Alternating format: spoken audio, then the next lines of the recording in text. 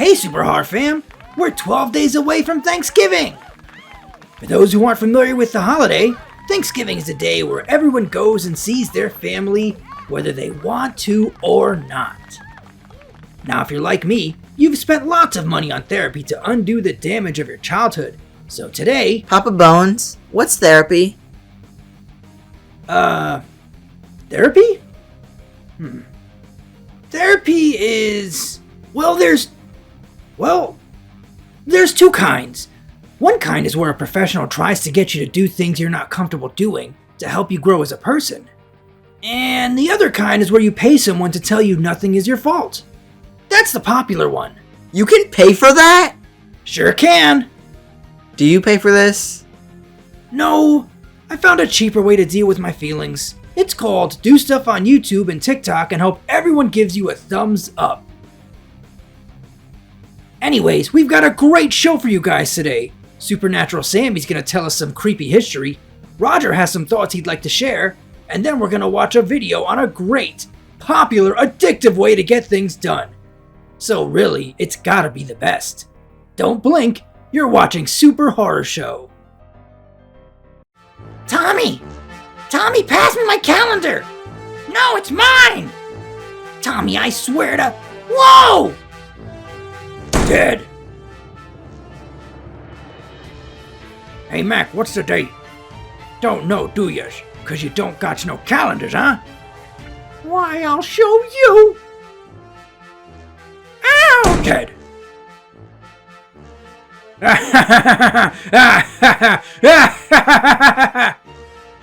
What day's the party? Oh, drat, I wish I had a calendar in this room. Now I'm gonna need to... Dead! Hello friends, I'm a doctor, and I'm here to tell you the official Super Horror Show calendar will prevent 100% of illnesses and injuries caused by not having a calendar. The price is $23 plus $5 shipping. Click the link in the pinned comment to be taken to the Etsy store, and order your Super Horror Show calendar today. It could save your life. Val, did you make that ad yourself? No! I found it! Oh my god, Val, it was so bad. I had to take some Advil halfway through it. Hey, that was a great commercial! It made me wish there was no such thing as calendars. I thought it was okay. Thanks, Roger. Most commercials are long and boring, but not this one. This one was short and boring.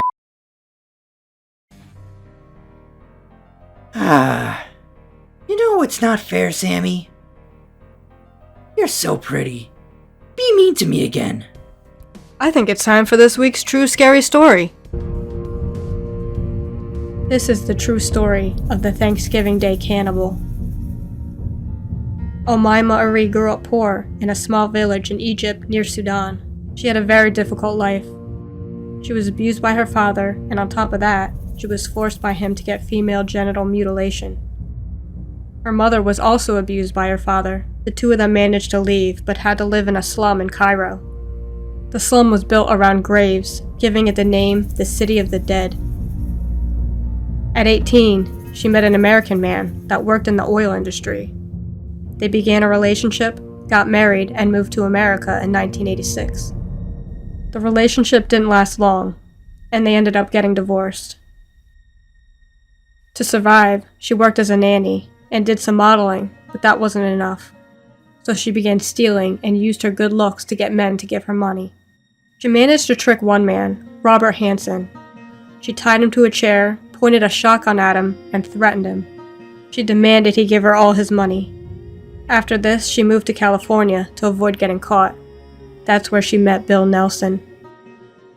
Bill was a wealthy man and a show-off. His friends described him as being larger than life. He would brag about all the cash he had and the land he owned, and would drive around in his red Corvette. In the past, Bill was a pilot. He was caught transporting cannabis and was sent to prison for 4 years. He had also moved to California to begin a new life. In 1991, they met at a bar in Orange County, California. They spent the night drinking and playing pool.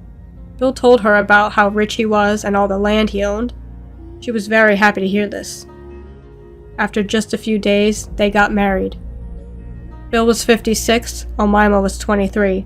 Bill was very happy to marry a beautiful woman so much younger than him, and would often brag about it. They were married by an Egyptian priest with a telephone ceremony. But Bill was hiding something from Omaima. He was already married. His divorce with his ex-wife had not been finalized, so their marriage wasn't legal. After the ceremony, they went to Texas and on a honeymoon to see Bill's family. His family was not happy about Bill marrying a woman who was half his age. They then went back to California to live in Bill's apartment. On Thanksgiving Day, Bill invited his daughter over for Thanksgiving dinner. He told her how happy he was being married to Omaima. His daughter declined, and that was the last time she talked to her father. On the morning of December 1st, 1991, a man named Jose hears a loud pounding on his door. Jose looked outside and saw a red Corvette in his driveway, but didn't answer the door. Later, the Corvette returned. He answered the door, and he saw it was Omaima. The two of them had gone out a few times in the past. She was crying and had scratches on her face and hands. She told him that Bill had attacked her, and she had no choice but to kill him. She showed him a garbage bag filled with chopped up pieces of human remains and asked him to help her get rid of the body. She told him if he helped her, she would give him $75,000 and 2 motorcycles. He agreed to help and told her to go back to the apartment and wait for him while he went to get a truck. As soon as she left, he called the police and told them everything. The police spotted her in the Corvette and pulled her over. They found the bags with the remains, then went to the apartment where they found suitcases with bags filled with human organs and tissue. They found a clothing iron and a broken lamp with blood on them. In the bedroom was a mattress that was completely saturated in blood. In the bathroom was a butchered and gutted human torso hung up with hangers over the bathtub, blood still dripping out into the drain. Then in the kitchen, they found a deep fryer with cooked turkey meat and 2 human hands floating in the oil. On the counter, cut up pieces of bone and tissue. In a pot was human meat cooked with turkey and cranberry sauce. Then lastly, the freezer. In the freezer they found Bill's head, wrapped up in foil. It was also cooked in the deep fryer. When they questioned Omaima, she told them that Bill had killed someone and these were his remains, and that Bill was away on a trip. The police told her they found Bill's head, so they knew she was lying. She then told them several different stories. One was that an ancient Egyptian demon told her to kill Bill and chop up his body. Another was that Bill was abusive, so she had to kill him for self-defense. She was then brought in and examined by a doctor to check for evidence of abuse. She showed no signs of trauma or abuse. The cuts she had on her body were determined to be made by her. It appeared she scratched herself all over her body, then cut herself with a knife. The investigators came up with what they think actually happened that Thanksgiving Day. They think Bill was tied up by Omaima willingly, and that she had found out about the marriage not being legal. She demanded money from him. When he said no, she cut off his genitals, then hit him in the head several times and stabbed him with scissors, then dismembered his body. Bill's cause of death was determined to be due to blunt force trauma to the head. The medical professional that examined Bill's remains said the cuts looked very precise and that she had most likely done this before. 100 pounds of Bill's body was never found. It was later assumed that she had put it in the garbage disposal. Omaima told her psychologist that she had cooked Bill's ribs in barbecue sauce and ate them. She said how sweet human meat was and how Bill was especially delicious and sweet. She was diagnosed with PTSD from the past abuse. She continued to claim that Bill abused her and told a story that she had been tied up by him. She said she managed to get a hand free and hit Bill, then stabbed him. She said she had no memory of cutting up and cooking his body. The evidence showed that Bill was tied up. His ankles had marks on them. In January 1993, Omaima was charged with second-degree murder, 28 years to life. While in prison, she married a wealthy disabled man who was a fan of hers. He was 70 years old. He died not long after getting married, leaving her a lot of money. Omaima was denied parole in 2006, and then again in 2011. She is eligible again in 2026.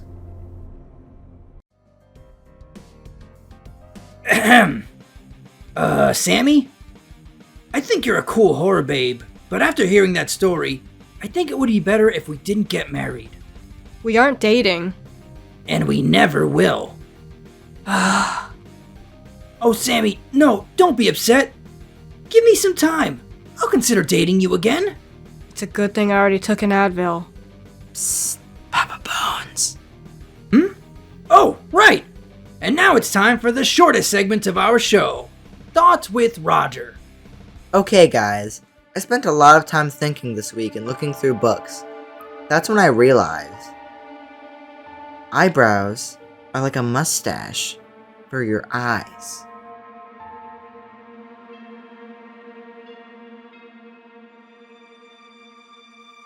Roger, when you opened these books, were there lots of pictures in them? Yeah, why? No reason. Hopefully everyone is still awake after that, but if you're not, you should especially pay attention to our next segment. A drug powerful enough to get you to do the things you need to do, even when you don't want to. To give you the ability to prepare for Thanksgiving without completely losing your mind. Horror babes and horror hunks, I present This is Coffee.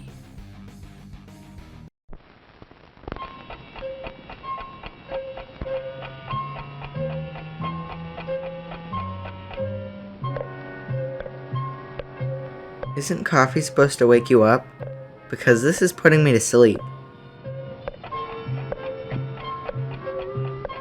Maybe this is showing us what life would be like without coffee?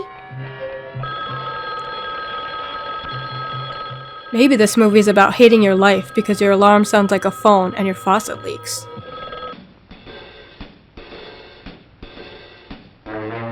What's up with the music? Is she about to sleepily perform some coffee heist?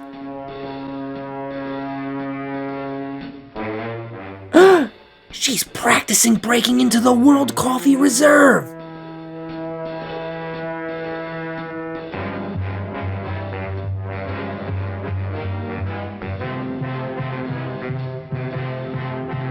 Why is she putting dirt into that?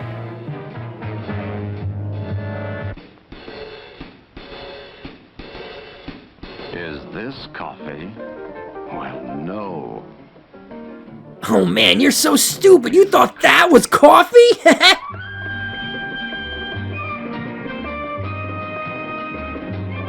Hey, but you said that wasn't coffee. Don't question the Coffee Brewing Institute. They know things. Our story begins here with coffee. Its flavor caught in the closed fist of the bean. It's super addictive caffeine, playfully hiding inside, until you are ready to turn it into hot bean juice. In the hundreds of millions of cupfuls each day. In this beverage that has become so much a part of our lives. Courtesy of its addictive nature. A tradition that reaches deeply into the culture of many lands. Its beginning under warm... Whoa, whoa, whoa, whoa, whoa! The care What are they doing? to which it is treated during its journey. Val, they're picking coffee. What's your problem? They're putting their hands all over my coffee, that's my problem! How else are they supposed to get the beans? I don't know! Robots? A 20-ounce coffee's like $100 at Starbucks, they can afford some robots! Oh my god, it's touching more hands. The many processes And feet! are all devoted to creating good coffee. This is how good coffee's made? And body and taste. Everyone just puts their hands and feet all over it. Millions of men are devoted during their lifetime. To which tradition, rich in the lore of centuries, It's been ruined for me. faraway places, Now all I can see is dirty hand and to foot bring water. These three elements into precise flavor. The tastes of fine coffee extend over a wide range. What the hell is that guy doing? There is a He's flavor smelling the coffee. just right. I guess I should be glad his job isn't to dip his hand in every cup. Many exotic- Roger, shut up! I mean Val. The beginning is the coffee pot. And Welcome to Coffee Heaven. We have every coffee and every way to prepare it. each is intended to We have do the regular same style thing pots. in a different way. Coffee lantern. Produce perfection. Coffee in a duplex. The coffee hourglass. And Jesus' birthday coffee pot. To make a good cup of coffee, your coffee maker must be clean Of all sin. from all remembrances of that last pot of coffee. Water. Into 100,000 pots an hour, water flows in. Or down the drain if you do it this way. We have plenty of water in coffee heaven. Too much or too little? Boiled first or later? Or not at all? The answer to these and all of life's questions can be found in the Yes. Coffee Bible. There is only one correct way. Water, the first element, carefully measured, clean and cold. 3/4 of a measuring cup for each cup of coffee, then brought to a full boil. I'm gonna be honest, guys. I just fill up to the line and press go. Oh man, what are you gonna do when Coffee Jesus confronts you about this? And again, questions. What grind? Percolator? Drip? Or fine? All of these questions will be on the coffee test, and if you fail, they revoke your coffee drinking license. You can't have any coffee. If you gave her some coffee, she might be able to open that faster. The proper grind for your coffee maker. 1 level CBI measure per cup. What if your CBI ratio is off? This, Then your coffee will be terrible. in many homes, is the same as this. A Coffee Brewing Institute approved measure. Don't be a rebel. So Only whether drink you CBI use approved one or coffee. the other, the measurement will be the same, and it will be accurate. What if some sicko started to mix coffee and tea together? Probably nothing. You'll just spend eternity in coffee hell. That doesn't sound like nothing. Oh, yeah, sorry. I meant that nothing bad would happen to me. The boiling water now passes over the coffee, and the brewing process begins. Finally! The flame God! is lowered, and, well, watch. The third element Whoa, what are we doing over here? I thought I was supposed to watch the water boil. be measured accurately. The minutes counted. The flavor will emerge as the process continues. The taste of coffee heightens and increases until all that is good has been extracted. Does he mean the caffeine? In this Does he not know the word caffeine? 6 Just to say 8 it. minutes Caffeine. over gentle heat. And then the liquid is coffee. Is that a coffee magic lamp? Yeah, if you find it, a genie comes out and grants you 3 cups of coffee. Whoa. In the vacuum method, the coffee is carefully measured into the top bowl. The water is brought to a full boil before the brewing process is allowed to begin.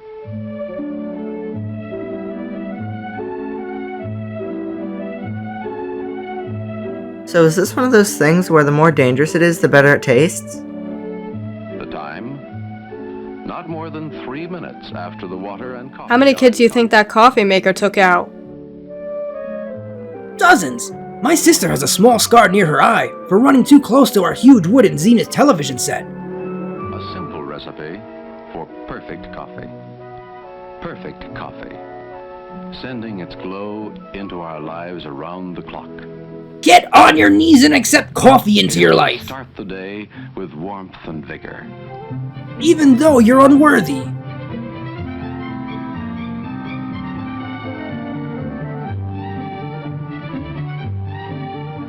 It is a pleasant spur to the morning's work. Your life is meaningless without me. It provides the essential part of our pause at noon, indispensable during Unless you're one of the many people with jobs. the world Then you just suffer. forgets to stop.